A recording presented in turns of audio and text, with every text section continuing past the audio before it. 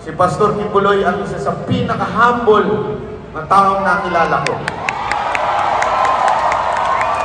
Si Pastor Kibuloy ang isa sa pinaka-tumulong para manalo si Pangulong Duterte. Nakita nyo ba humingi ng posisyon si Pastor Kibuloy? 6 na taon yun. Hindi. Itong mga congressman natin.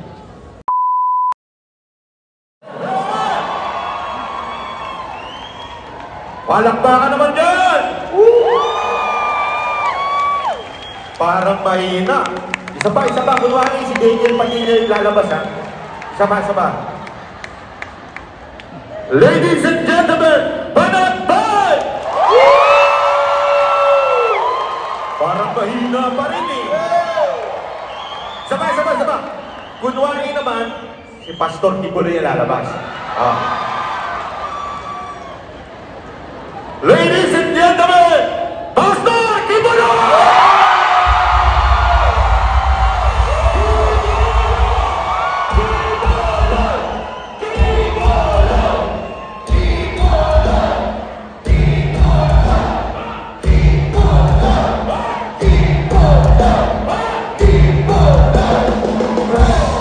Salamat po. Pasensya na. Wala po talaga akong sasabihin. Hindi ho, walang meron talaga. Galing pa po kasi ako ng Japan. Meron po talaga akong negosyo doon. Dapat matagal pa po ako bago umuwi. Pagtapos ng Congress. Para hindi na tayo makulong. Kaya lang po, nung sinabi ng Mang Mahana na meron tayong proclamation kay Pastor Kibuloy. So sabi ko, hindi pwedeng wala ako doon. Kailangan nandun tayo. Pastor Kibuloy. Diba? Ito na yung pagkakataon na yun, eh. Pero siyempre, tulad na sinabi ko, wala akong sasabihin. Mamimigay na lang tayo. Okay lang ba mamigay? Hindi naman ako kandidato, eh. At saka sombrero lang naman po. Chotomati ko na sa'yo. Dito po, tirahan muna natin dito.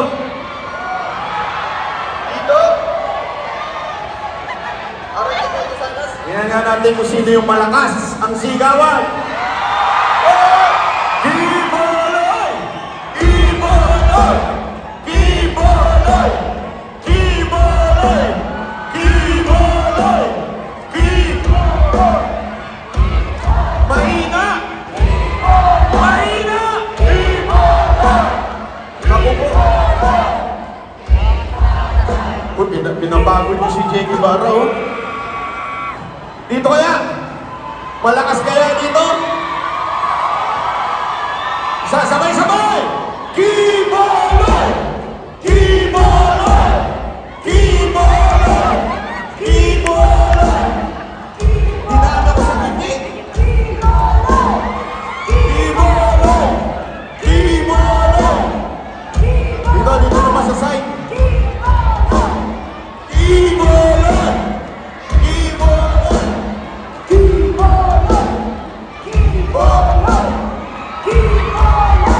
Meron pa buba? Dito. Dito nga, dito. Mahina! Mahina! Kibuloy! Kibuloy! Kibuloy! Kibuloy! Sa likod! Kibuloy!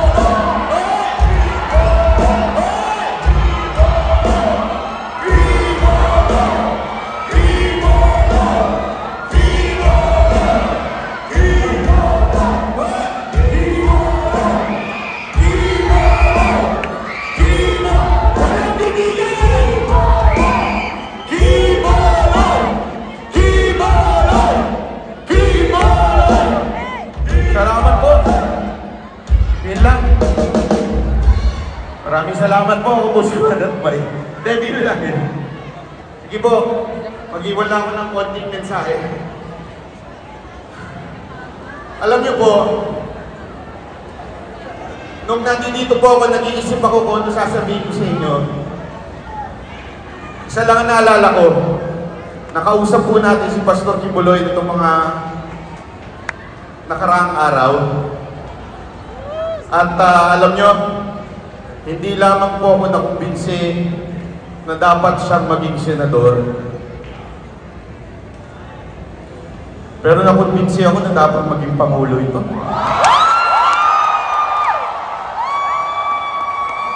Ito ang taong napakatalino. Pero marami naman matalino dyan eh. Si Chis Escudero, matalino din yan, di ba? Oh. Sino pa? Yung mga nagmamagaling na abogado dyan, matalino rin. Pero si Pastor Quiboloy, hindi lang matalino. Sobrang ang puso niya sa mamamayang Pilipino. Sobrang matulungin. Di ba po? Kitang-kita natin ang lahat ng ginawa niya. Hindi pa po siya ano nito ha, opisyal. Di ba? Pero ang dami na po niyang ginawa. Hindi lamang po para sa inyo, kundi sa bawat Pilipino.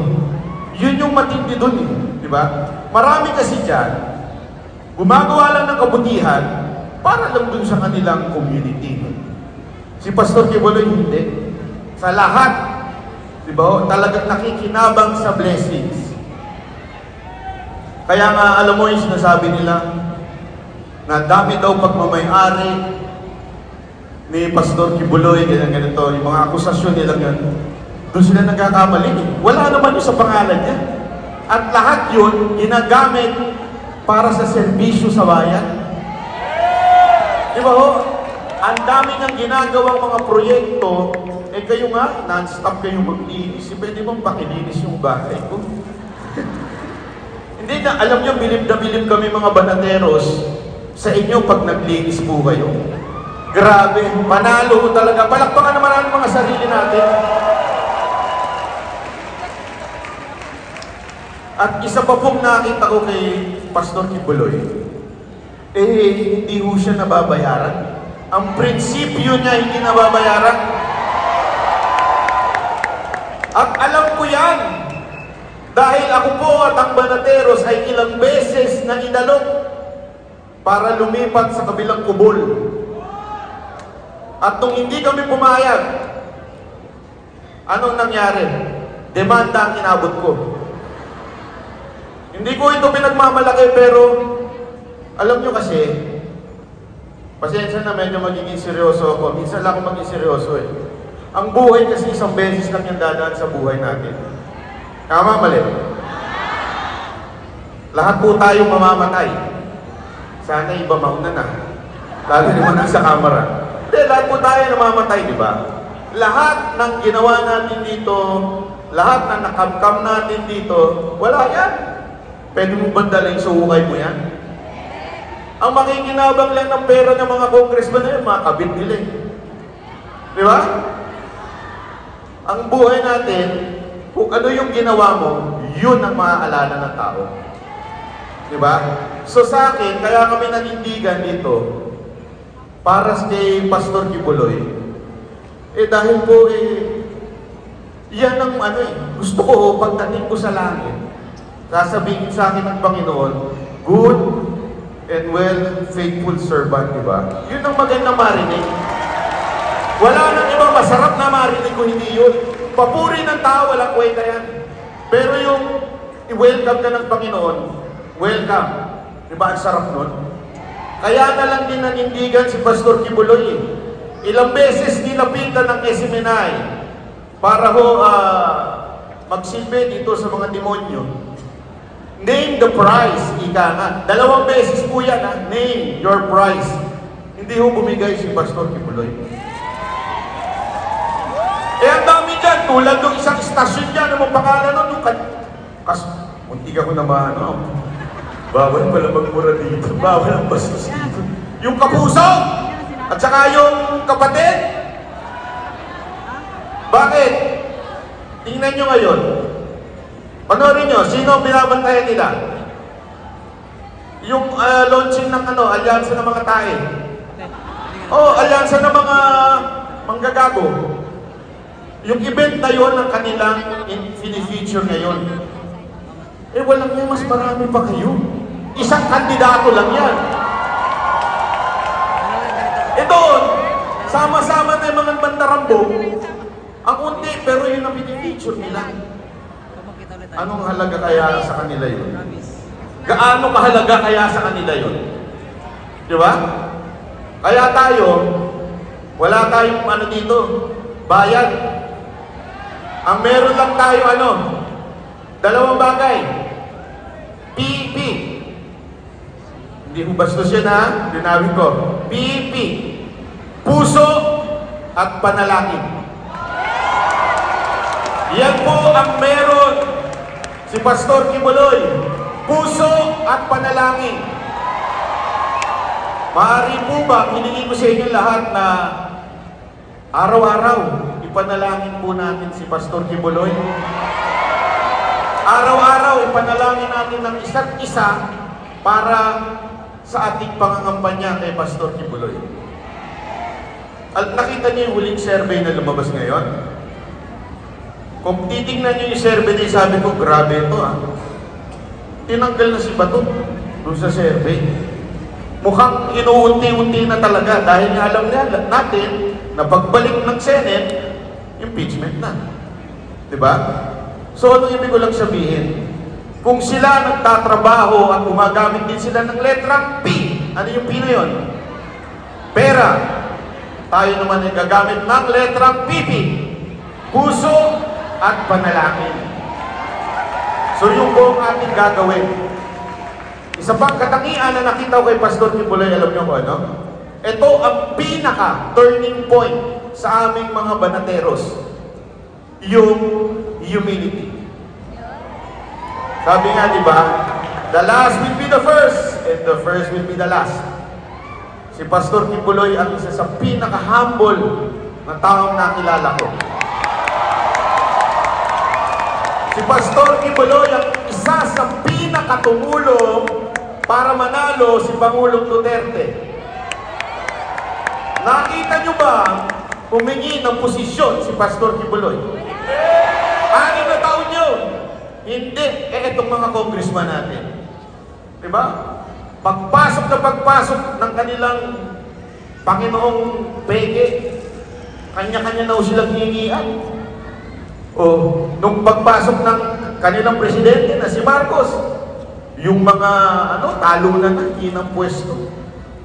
Si Pastor Kibuloy ang pinaka-tumulong, kung hindi sa aeroplano niya, sa helicopter ninyo, wala, mahihirapan mo si Pangulong Duterte. We weren't there.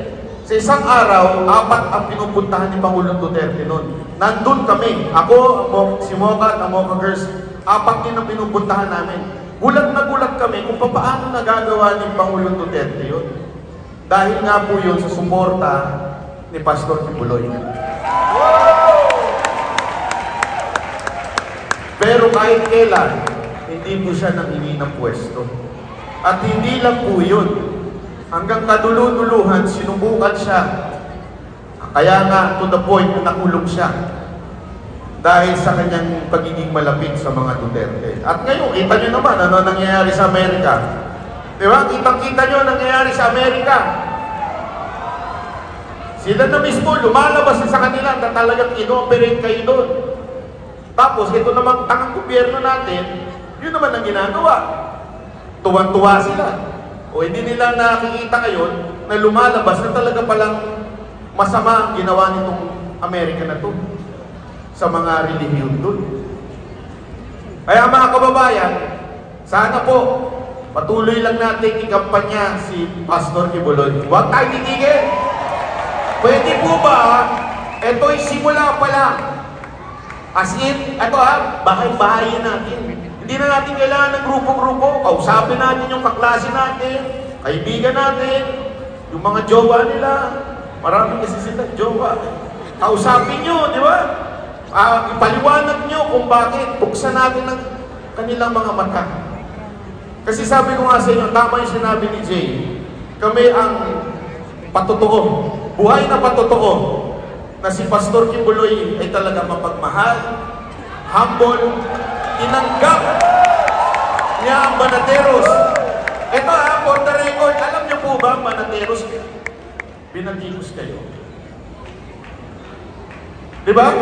Marami sa inyo ang nasaktan namin. at kami humihingi ng tawad sa inyo. Marami sa amin, actually kami 5, ay talagang merong pagpatimos na ginawa. Pero matindi po ang inyong ginawang pagpapatawad at pagmamahal. Palakpakan nyo sa sarili. Tinatawag ko po ang Manateros, Coach Oli. Ito yung kapatid ko. At yung tinatanong, kapatid mo ba siya? Parang ang sama ng dating mo sa akin. So, pogi siya, bakit ako, ganon? Kapatid mo talaga yan, kapatid mo. O, kapatid ko po yan. Anak sa labas. Dahil biro lang po. Si Master Judea. Jay Ibarra. At siyempre, yung pinakamaliit sa amin, si Boss Dada. Handa na ba yung music? Kakanta kami ng Quit Playing Games With My Heart.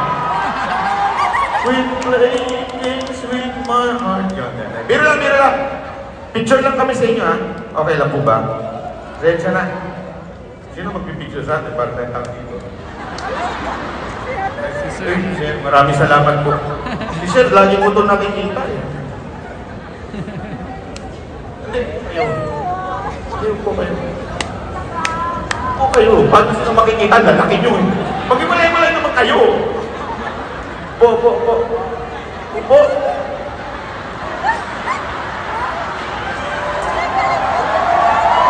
Kakita ka naman.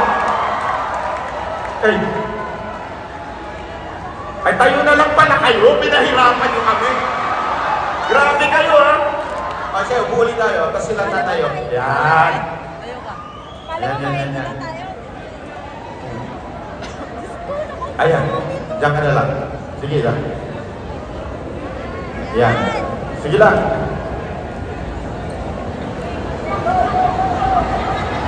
Sama kayo, ha?